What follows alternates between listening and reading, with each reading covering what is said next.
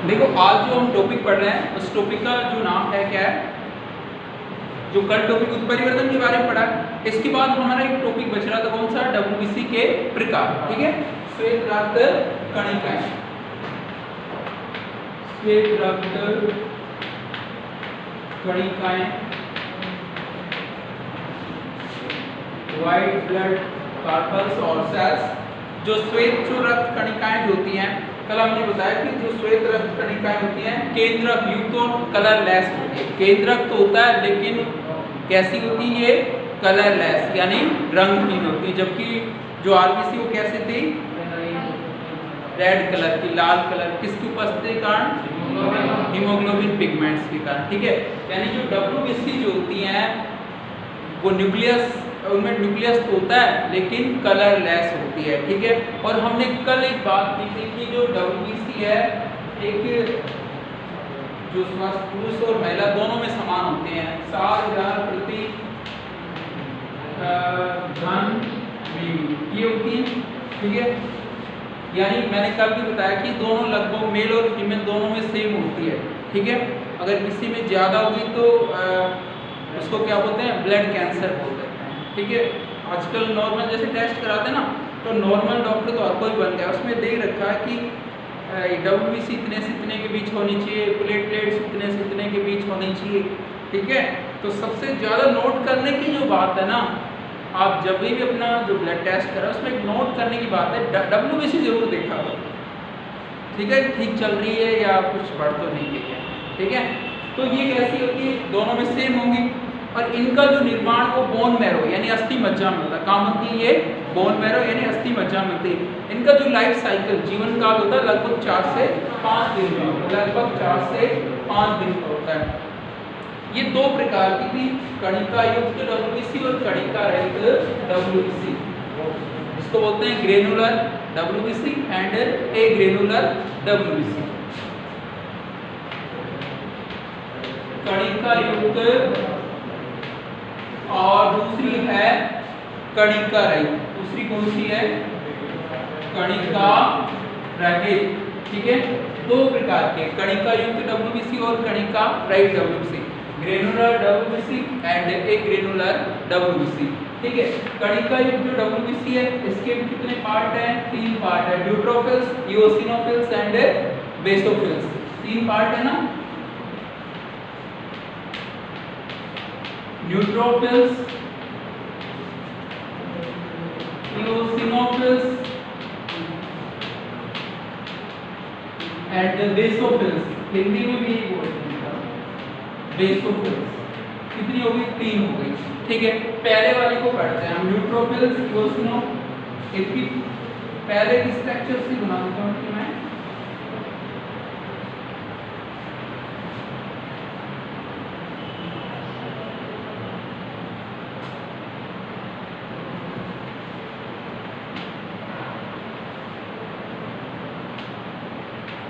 देखो पहले वाली की बात करें, न्यूट्रोफिल्स से होता है। ये जो डब्ल्यूबीसी होती है ना, न्यूट्रोफिल जो वाली जो डब्ल्यूबीसी जो होती है, इसका जो केंद्रक जो होता है यानी न्यूक्लियस होता है वो 7 लॉब्स और यानी कहने मतलब 7 पिंडों में विभक्त होता है। कितने लॉब्स होते हैं, 7। ठीक है, तो ठीक मैं इसलिए बोला तो आगे आ जा, इधर आ जा। ठीक है, कितने इसका न्यूक्लियस या इसका केंद्रक कितने पिंडों में विभक्त होता है, 7 लॉब्स में। कितने, 7 लॉब्स में।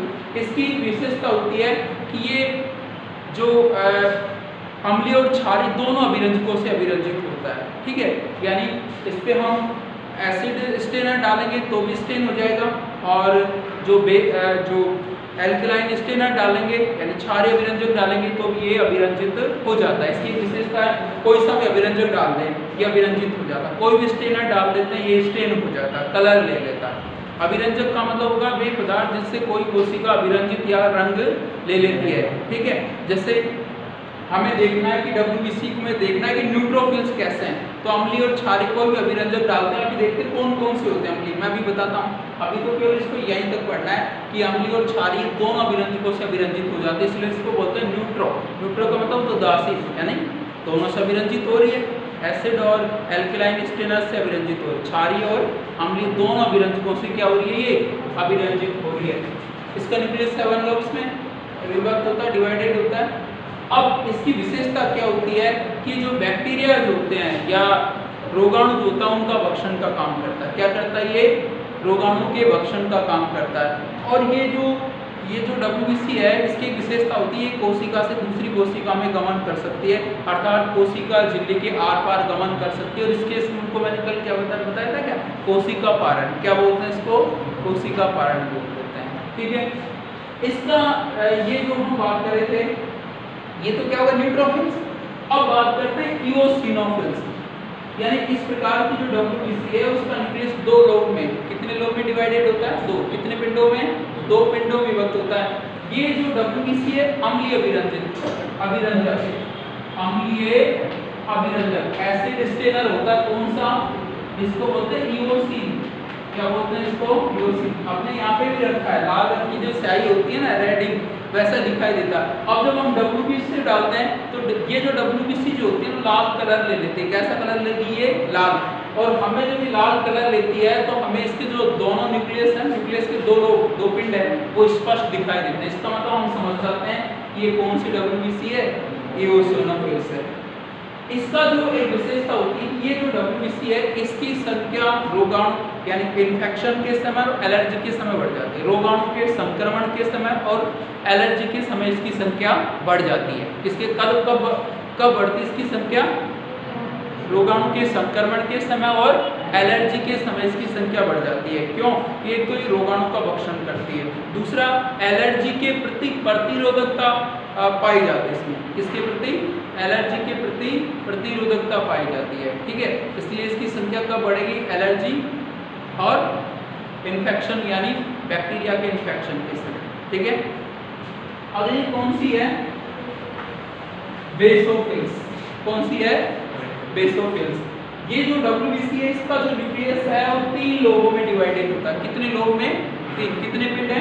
1 2 3 पिंड में विभक्त होता है। ये जो WBC है वो क्षारीय अभिरंजक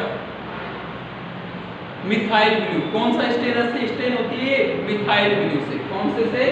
मिथाइल ब्लू। ये ब्लू कलर की जो स्याही आती है वैसे अपने यहाँ पे रखा है, इओसिन भी रखा अपने यहाँ पे। जब प्रैक्टिकल करवाएंगे तब लिखा भी तो रखें मिथाइल ब्लू।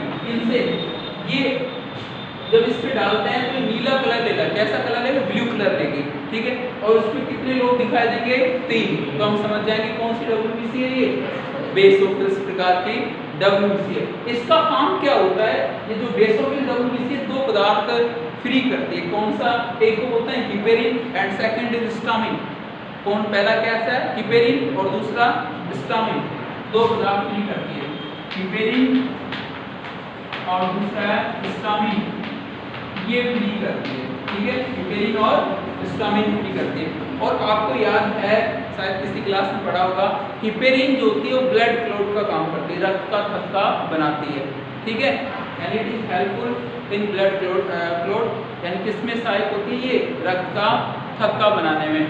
और हिस्टामिन जो होती है ना, ये पदार्थ क्या करता है? एलर्जी के प्रति प्रतिरोधकता प्रदान करता है। हमारे बॉडी को क्या करता है? एलर्जी के प्रति प्रतिरोधकता प्रदान करता है। वो कितने पदार्थ फ्री किए गए इसके द्वारा? 2, heparin and second is histamine. It is helpful in blood clotting and it is helpful in disease resistance. ये किसमें? लोगों की प्रतिरोधकता क्षमता प्रदान करने में सहायक है। और ये क्या करती है? रक्त का थक्का बनाती है। ठीक है, ये तो क्या हो गए? 3 हो गए। यानी कौन सी WBC है? ग्रेनुलर कणिका युक्त। ये जो WBC है इसके जो न्यूक्लियस है 7 लोब में, 7 पिंडों में डिवाइडेड होगा। ठीक है, ये अम्लीय और क्षारीय दोनों स्टेनर से स्टेन हो जाता है, अभिरंजित हो जाता है। अगर हम इस पर इओसिन डाल देंगे, ये अम्लीय है ना, एसिड है, स्टेनर है, तो अभिरंजित हो जाएगा रेड कलर से।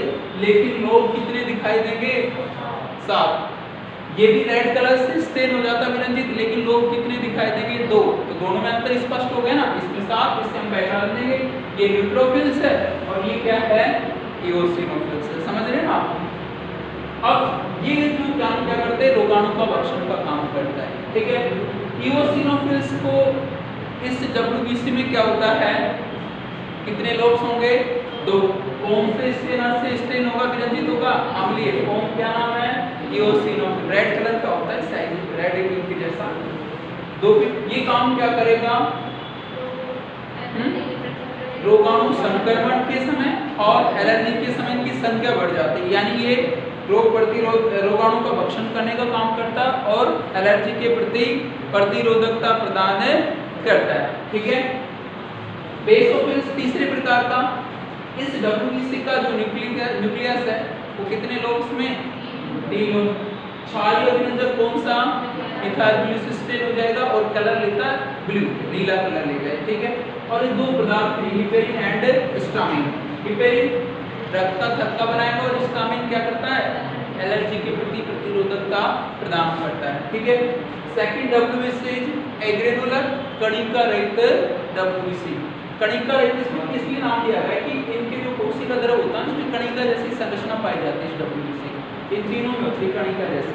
ठीक है, अब हम बात करें कणिका रहित WBC, यानी इस प्रकार की जो WBC होती है उसके कोशिका द्रव में कणिका संरचनाएं नहीं पाई जाती है। ठीक है, और ये जो ऐसा माना जाता है इस WBC का जो साइज होता है लगभग 6 से 20 मिलियन होता है और इनमें सेम का आकार का केंद्र पाया जाता है। लोब में नहीं डिवाइडेड होता, पिंडों में विभक्त नहीं होता हो। ठीक है, कैसे होता है? सेम का जो बीज होता है ना उसके साइज का होता है।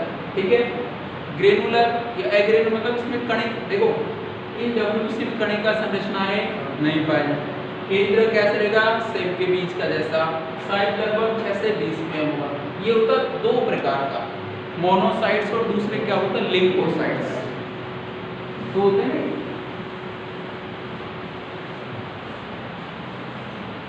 मोनोसाइट्स और लिम्फोसाइट्स।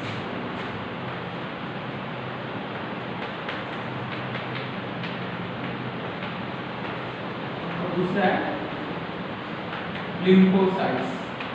दो है मोनोसाइट्स और लिम्फोसाइट्स। इस प्रकार की जो WBC जो होती है, इस प्रकार की जो WBC होती है इसमें सेब के आकार का एक केंद्र पाया जाता है। कैसा पाया जाता है? सेब के आकार का केंद्र पाया जाता है। इसका साइज लगभग 12 से 15 मिलियन होता है। कितना होता है? 12 से 15 मिलियन होता है। इसकी विशेषता होती है ये जो WBC है ये पाई तो कहाँ जाती है? रक्त में यानी ब्लड में पाई जाती है। कहाँ पे पाई जाती है? ब्लड में। और ब्लड से टिश्यू में चली जाती है। कहाँ चली जाती है? ऊतकों में चली जाती है। जब ये WBC ब्लड से ऊतकों में चली जाती है, टिश्यू में चली जाती है, तो इनका जो साइज है वो बढ़ जाता है। इसलिए इसको बोलते हैं वृद्ध बक्षकाणु या मैक्रोमोनोसाइट्स। वृद्ध बक्षकाणु या मैक्रोमोनोसाइट्स बोलते हैं। और ये जो वृद्ध बक्षकाणु या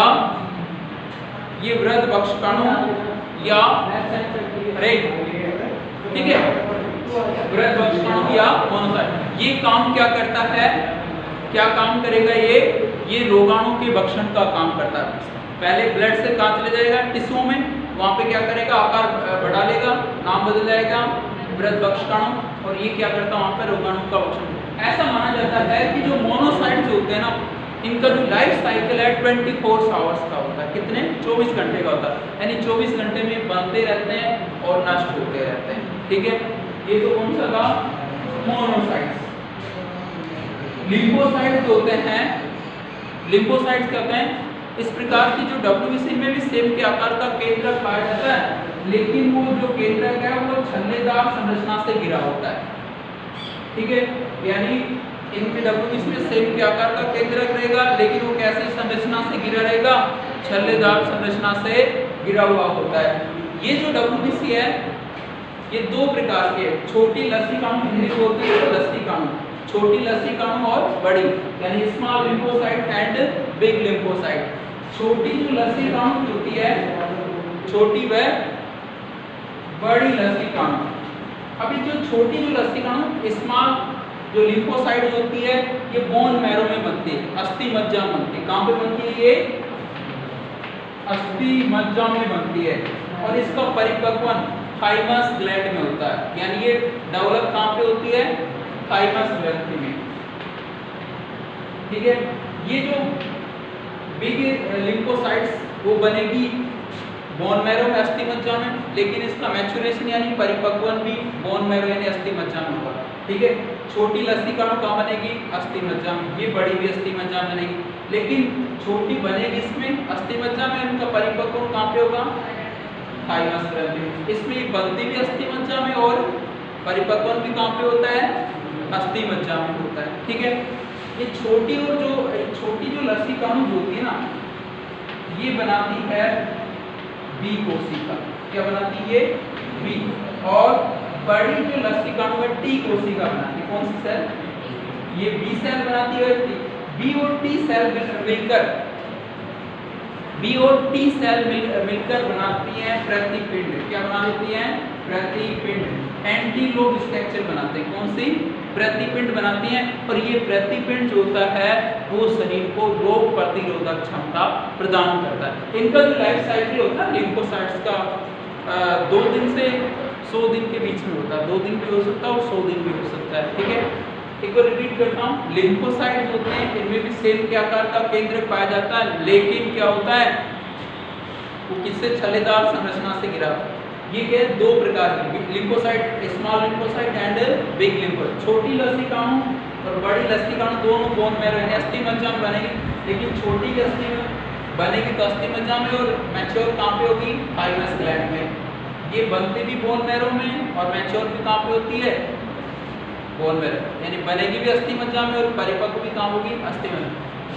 जो छोटी जो लसीकाणु से क्या बनेगी? बी सेल, और बड़ी लसीकाणु से टी सेल। दोनों क्या है? एंटीलोब्स प्रतिपिंड बनाती हैं जो रोग प्रतिरोधक क्षमता प्रदान करती है। ठीक है, अब इसमें जो ये तो क्या थे? ब्लड। एक हम ब्लड सेल्स पढ़ रहे हैं, ब्लड कार्पस 2 हो गई, आरबीसी हो गई, डब्ल्यूसी, और तीसरी कौन सी थी?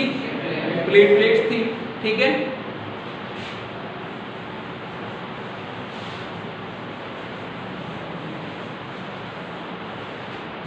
तीसरी है प्लेटलेट्स।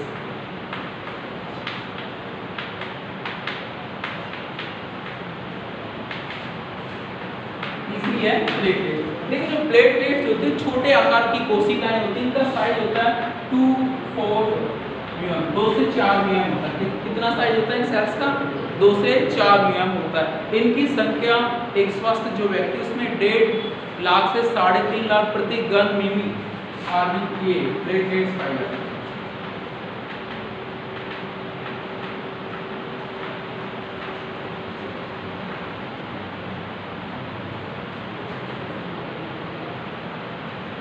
ठीक है, 1.5 लाख से 3.5 लाख प्रति घन मिमी प्लेटलेट्स 2 काम करती है। क्या काम करती हैं? एक तो शरीर में रक्त का थक्का बनाने में सहायक होती है, दूसरी ये रोग प्रतिरोधक क्षमता प्रदान करती है। क्या करते हैं? एक तो शरीर में रक्त का थक्का बनाती है, दूसरा रोग प्रतिरोधक क्षमता प्रदान करती है। पिछले लास्ट कुछ सालों से काफ़ी सुर्खियों में रही है। अगर डेंगू हो जाए तो प्लेटलेट डाउन हो जाए, मलेरिया हो जाए तो प्लेटलेट डाउन हो जाए। ठीक है ना, तो इसको मेंटेन करना भी बहुत ज़रूरी हो गया आज के ज़माने में। पहले लोग जानते ही नहीं थे कि 5-6 साल से ज़्यादा सुर्खियों में रहा है, पहले इतना नहीं था, अभी ज़्यादा सुर्खियों में रहा है, इसलिए प्लेटलेट्स को भी मेंटेन करके रखना चाहिए। ठीक है, ये तो क्या था जो ब्लड सेल्स हैं उनके टाइप्स थे।